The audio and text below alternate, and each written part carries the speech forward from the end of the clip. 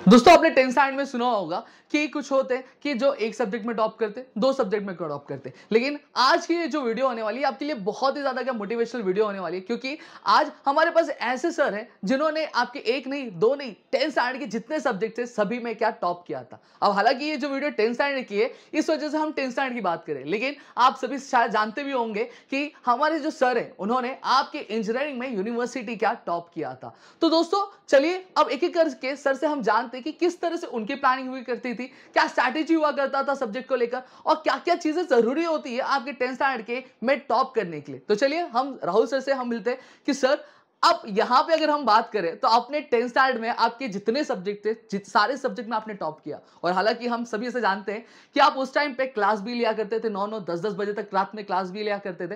तो ये आपने किस तरह से किया, मतलब तब मेरे करिश्मा ही कर दिया कि जहां पे लोग एक दो सब्जेक्ट में टॉप करते आपने सारे सब्जेक्ट में टॉप कर दिया।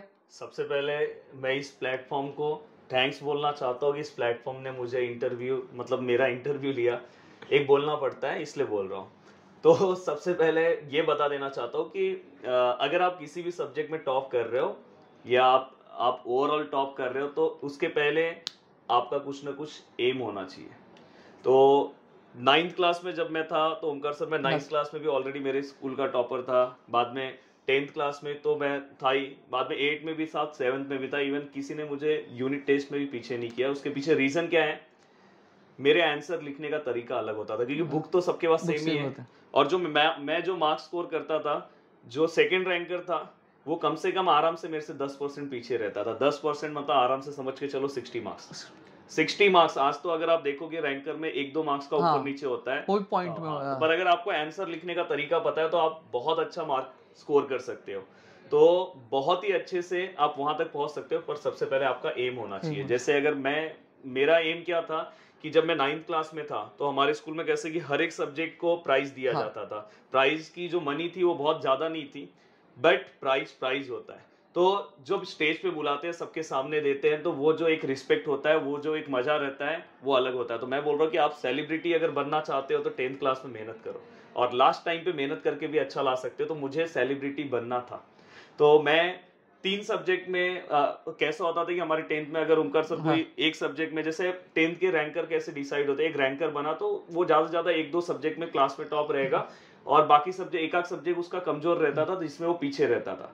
तो जैसे ही पूरा का पूरा रिजल्ट आएगा, तो रिजल्ट आने के बाद हमारे स्कूल में जब बुलाएंगे, तो जैसे अगर उसने हिंदी सब्जेक्ट में हाईएस्ट मार्क्स लाया तो उसको स्टेज पे बुलाया जाता था, गुलाब का फूल दिया जाता था, और जो कैश मनी जो भी रहता था। देन इसके बाद मराठी सब्जेक्ट में, इंग्लिश सब्जेक्ट में, साइंस में, मैथ्स में, और कुछ कुछ सब्जेक्ट में 2-2 प्राइज थे। और इवन उस टाइम पे मैंने बोला कि 90% भी लोग क्रॉस नहीं करते थे, तो इसलिए एक बहुत डेंजर प्राइज रखा था कि अगर कोई 90 क्रॉस करेगा ना, तो उसको 90 क्रॉस करके फर्स्ट रैंक लेकर आएगा तो उसको 5000 का ही प्राइस था। तो मेरा वो 5000 वाले का एम नहीं था। मेरा कैसा था कि मुझे स्टेज पे उतना मौका मिले, तो कोई अगर 2 या 3 सब्जेक्ट में टॉप कर देना तो स्टेज पे उसका मतलब वो कम से कम 5 मिनट स्टेज ऑक्यूपाई कर लेता था, मतलब 5 मिनट पूरा का पूरा स्टेज पे मजा करते रहता था, उसका ही नाम आता था। तो मेरा ये एम था। तो फाइनली जब मैंने 10th में टॉप किया, मैंने उस टाइम पे 94% स्कोर किया था। तो जब मैं स्टेज पे गया तो कम से कम 15 से 20 मिनट में ही स्टेज पे प्राइज ले रहा था, मेरा पूरा हाथ भर गया था। और मैं आपको एक वीडियो बनाऊंगा, उसमें मैं दिखाऊंगा कि पूरे लिफाफे मेरे रखे हुए हैं। तो सब इतना सारा रोज का फ्लावर था, गुलाब का फूल था, और बहुत सारे लिफाफे थे। तो पूरा का पूरा जो आगे जो जितने भी गेस्ट आए थे, फर्स्ट टाइम ऐसा कोई रिकॉर्ड हुआ था कि जहाँ पे इस तरह की चीजें थी।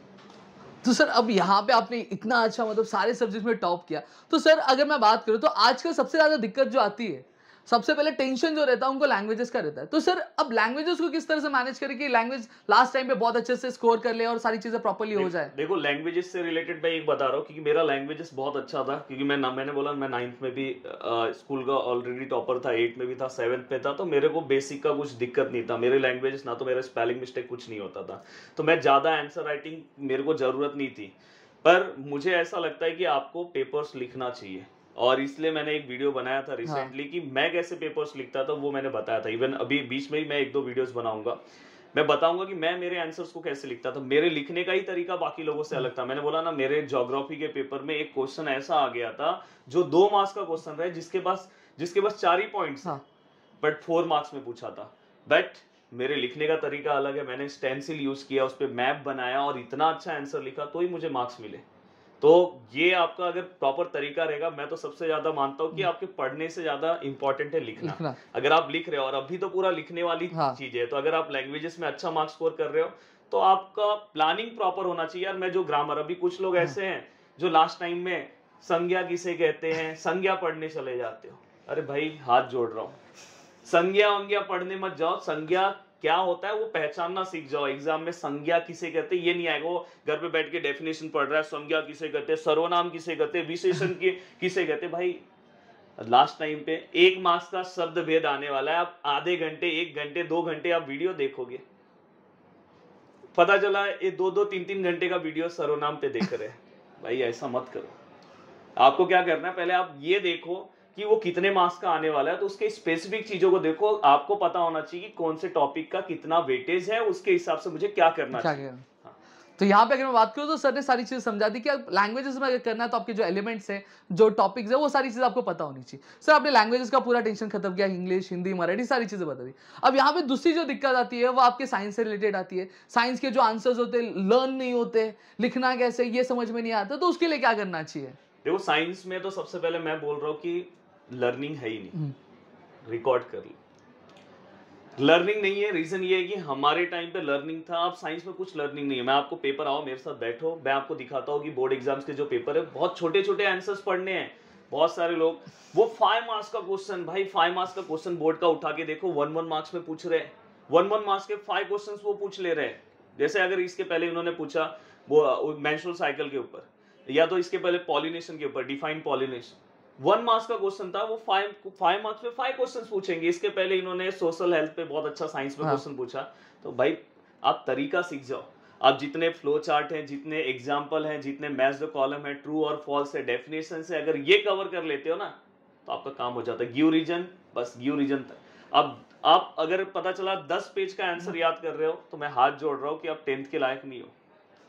तरीका, मैंने बोला स्ट्रेटेजी बहुत ज्यादा मायने रखती है। अगर आप 10 दिन में, मैंने बोला कि पिछले साल बोर्ड एग्जाम के टाइम पे, अभी देखना इस साल भी होने वाला है, सभी स्टूडेंट सबसे ज्यादा भरोसा गिरी ट्यूटोरियल्स, क्योंकि वहां पे ऐसे टीचर्स हैं जिन्होंने सच में उस स्ट्रीम में उस मार्क्स में स्कोर किया। अगर समझो मैं एक टीचर हूं, मैंने सच में वहां पे इतना मार्क्स स्कोर किया होगा तो ही मैं आपको गाइड कर सकता हूं ना। पता चला मैं आ रहा हूं हिंदी पढ़ाने के लिए और पता चला हिंदी में मैं खुद ही फेल था, 50 मार्क्स थे मुझे 10th में। पता चला मैं इधर मैथ्स पढ़ा रहा हूं, मुझे पता चला मैथ्स में खुद ही 40 मार्क्स थे या 50 मार्क्स थे, और मैथ्स पढ़ाता हूं मैं यहाँ पे। भाई खुद मैथ्स को संभाल नहीं पाए और चले मैथ्स पढ़ाने। तो मैं आपको ये बोलना चाहता हूं कि प्लीज चीजों को समझने की कोशिश करो, कुछ भी मत करो। आपकी प्लानिंग बहुत प्रॉपर होगी। बोर्ड के पेपर्स कैसे आते हैं, कैसे क्वेश्चंस अगर मैं प्रैक्टिस करूंगा तो सच में चीजें हो सकती है। तो वो सब, और सबसे बेस्ट है कि पंच का बादशाह 7:30 और मेरा ही लेक्चर, हाँ आपका ही लेक्चर है। और शायद हम question bank, board question bank के जो बोर्ड का जो क्वेश्चन बैंक दिया हुआ है वो उसको सॉल्व करेंगे। देखो महाराष्ट्र में फर्स्ट टाइम, सैल्यूट है गिरी ट्यूटोरियल्स कि जिन्होंने मुझे यहाँ पे इनवाइट किया और इतने बड़ी बड़ी चीजों में उन्होंने सोचा मुझे क्वेश्चन बैंक सॉल्व करने का भी मौका दे रहे हैं। तो थैंक यू सो मच, मैं बोलना चाहता हूँ। और बाकी और क्वेश्चंस क्या पूछना सर? अब मैथ्स की जब बात छिड़ी है तो अब ऐसा कई बार देखा जाता है जो आपका अलजेब्रा होता है, ज्योमेट्री होता है, उसमें बहुत ज्यादा दिक्कत है उनको समझ। और सबसे चीज सर हॉट्स वाला क्वेश्चन, हाँ मैं एक चीज बता दे रहा हूँ। मैं, मेरा और प्रोड्यूसर का रूटीन क्या था पता है? हम 1 वीक 1 बुक, ये रूल था, नीचे कमेंट भी कर देना। 1 वीक 1 बुक, एक वीक में 1 बुक हम कंप्लीट करते थे प्रैक्टिस करके। यही रीजन है कि हमारा मैथ्स बहुत ज्यादा फास्ट है। अगर आपका मैथ्स बहुत फास्ट रहेगा तो बाकी सब्जेक्ट भी फास्ट हो जाता है। और बहुत सारे लोग कैसे किया, और आपसे मतलब बोला नहीं, बहुत सारे जो टॉपर्स थे उनसे भी बहुत ज्यादा फास्ट हमारा मैथ्स था, पर हम प्रैक्टिस क्यों करते थे कि हमारा पेपर और जल्दी हो। बहुत सारे क्वेश्चन के आंसर तक हमें पता, मतलब याद हो जाते थे, हम याद नहीं करते थे, याद हो जाते थे, इतना प्रैक्टिस चलता था। तो रोज हमारा रात को रूटीन रहता था, 1.5 घंटा अलजेब्रा करना है, 1.5 घंटा ज्योमेट्री। बट अभी वो टाइम नहीं है, अभी ऐसा टाइम है, पर मुझे ऐसा लगता है कि आपको मैथ्स के लिए एक रूटीन बना देना चाहिए कि 3 घंटा या 2 घंटा रोज मैथ्स प्रैक्टिस, 1 घंटा अलजेब्रा, 1 घंटा ज्योमेट्री रोज। और अगर आप चाहिए तो पंच के बादशाह में आ जाओगे तो क्वेश्चन बैंक अगर सॉल्व कराऊंगा तो वहीं पे आपका प्रैक्टिस हो जाएगा। और मैं ये बोल रहा हूँ कि भाई बस मैं 10th तक का टीचर नहीं हूँ, ओमकार सर से भी आप पूछ सकते हो, आप हमारा प्लेटफॉर्म चेक कर सकते हो। मैं इंजीनियरिंग के स्टूडेंट जो चीजें मैं कराता हूँ, अगर आप करते जाओगे तो आप अपने एग्जाम में बहुत अच्छा मार्क्स स्कोर कर सकते हो। इंजीनियरिंग, डिप्लोमा, सब स्टूडेंट हमारे पास पढ़ रहे हैं। सर ये तो मैथ्स वाली भी चिंता खत्म हो गई। अब यहाँ पे कहीं आपकी जो बातें सुन के लग रहा है कि अगर लास्ट टाइम पे भी अगर एक बंदा पढ़ता है तो टॉप हो सकता है, लेकिन एक मिथ चलता है कि सर कि अगर आपको टॉप करना है, आपको अच्छा स्कोर करना है, तो आपको स्टार्टिंग से बहुत ज्यादा ध्यान देना है, तो उस पर क्या कहना है सर? मैं इस पे, जो लोग बोलते हैं ना स्टार्टिंग से ध्यान देना है, बात सही है, वो नॉलेज के लिए रहता है। बट अभी लास्ट टाइम पे अगर आप आते हो तो लास्ट टाइम पे मुझे ऐसा लगता है कि आपका पूरा का पूरा जो डायरेक्शन है वो लास्ट टाइम पे किस तरह से रहना चाहिए, नॉलेज के हिसाब से नहीं रहना चाहिए। लास्ट वाले पे बस आप मार्क्स के हिसाब से जाओ। अब आप क्या नॉलेज के लिए जा रहे हो, अभी आप मार्क्स के अकॉर्डिंग चलो कि भाई इस सब्जेक्ट में ये सर का वीडियो देख लिया 16 मार्क्स कंफर्म, ये वीडियो देख लिया ये कंफर्म हो गया, ये देख लिया ये कंफर्म हो गया। तो अब आपका पूरा का पूरा फोकस किसके ऊपर होना चाहिए, मार्क्स के अकॉर्डिंग। मेरा ज्योग्राफी का एक वीडियो है, हाँ। अगर वो वीडियो आप देख ले रहे हो 14 मार्क्स कंफर्म, तो अभी आपका पूरा का पूरा फोकस उसके अकॉर्डिंग होना चाहिए। अब आप नॉलेज, ये अब मत जाओ कि वहां देखने की भाई ये कैसे हो रहा है, ये क्या हो रहा है, अब बस पॉइंट टू पॉइंट जाना है। अब यहाँ पे सर लास्ट टाइम चल रहा है, तो मतलब लास्ट टाइम क्या बेस्ट होगा, क्या फॉलो करना चाहिए सर लास्ट टाइम पे स्टूडेंट्स को? गिरी ट्यूटोरियल्स। गिरी ट्यूटोरियल्स लास्ट टाइम पे बस गिरी ट्यूटोरियल्स को फॉलो करो, और इतने एक्सपर्ट टीचर्स हैं। मैंने बोला कि अगर आप बड़े बड़े सेमिनार्स अगर आप अटेंड करते हो ना तो उसका बहुत चार्ज होता है, और वहां पे आपको यहाँ पे सब चीजें जिन्होंने सच में किया हुआ है, मैंने बोला कि एक हमने वीडियो लिया था, बोर्ड के रूल्स बताए थे कि कुछ बोर्ड के रूल्स है कि इसके अकॉर्डिंग ऐसे पेपर्स लिखना है, ये लिखना है, वो लिखना है। कुछ चीजें अगर आप वो सच में आप फॉलो करोगे तो आपको अच्छे मार्क्स आएंगे। तो लास्ट टाइम पे अगर आप गिरी ट्यूटोरियल्स फॉलो कर रहे हो, वैसे तो आपके बहुत सारे दोस्त करने लगेंगे, तो आपका तो टेंशन ही खत्म। यहाँ पे तो शायद आंसर भी लर्न कराया जाता है। सर सीरीज तो बहुत सारी चलती है गिरी ट्यूटोरियल्स पे, इंजीनियरिंग वालों के लिए भी चलती है, डिप्लोमा वाले के लिए, तो स्पेसिफिकली कौन सी सीरीज को फॉलो करना है हमें? पंच का बादशाह 3.0 से ही चालू हो रहा है। यस 3.0 और हमने 2 साल उसमें बहुत धमाल किया। पिछले साल भी 11 लाख अराउंड ये हमारे चैनल पे लोग आए थे, मतलब लास्ट टाइम पे। तो मैं चाहता हूँ कि इस बार भी, और आएंगे भी। अब देखो आपके थ्रू लोगों को पता चलेगा तो लोग आएंगे भी। बट मैं बोल रहा हूँ कि आपको लास्ट टाइम पे अगर आपका टारगेट है कि 6 के 6 सब्जेक्ट में टॉप करना है, तो पहले आप अपने लैंग्वेजेस का एक सेक्शन बनाओ और मैथ्स का रेगुलर प्रैक्टिस करो। Science, flow chart, diagram, definitions, इसके अकॉर्डिंग जाओ। एसएसटी थोड़ा सा आपको लर्निंग करना होगा। एसएसटी तो मेरा हाथ जोड़ के रिक्वेस्ट है कि आप लर्निंग करना स्टार्ट कर दो। बिना मतलब का उसमें नाटक करने की कोई जरूरत नहीं है, लर्निंग करना है। मैंने बोला कि एसएसटी लर्न करके मैंने खुद मेरे बोर्ड एग्जाम में 98 मार्क्स स्कोर किया है। 98 मार्क्स स्कोर किया मतलब 39 मुझे हिस्ट्री में होगा, 39 इसके अंदर होगा ज्योग्राफी में। तो मैं ये चाहता हूँ कि आप भी स्कोर करो।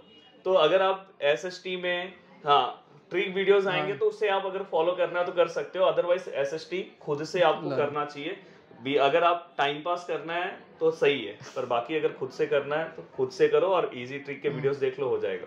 तो दोस्तों यहाँ पे सर ने जैसा कहा कि पिछले साल के बोर्ड एग्जाम में 11 लाख लोगों की जो चैनल पर विजिट थी, हमारे कंटेंट्स को क्या चेकआउट कर रहे थे। और पंच का बादशाह एक ऐसी सीरीज थी जिसने पिछले साल आपके रिकॉर्ड बना लिया। ज्योमेट्री के लाइव सेशन में अब सर्च कर लेना, मॉर्निंग उसका वीडियो हमारे इंस्टाग्राम पे डाला है।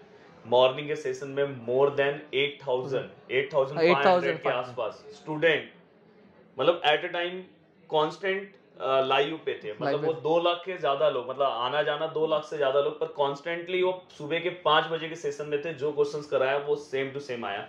तो इसलिए जो बता रहा हूँ उसको अगर आप फॉलो करोगे तो बहुत मजे के साथ सब चीजें हो जाएगी।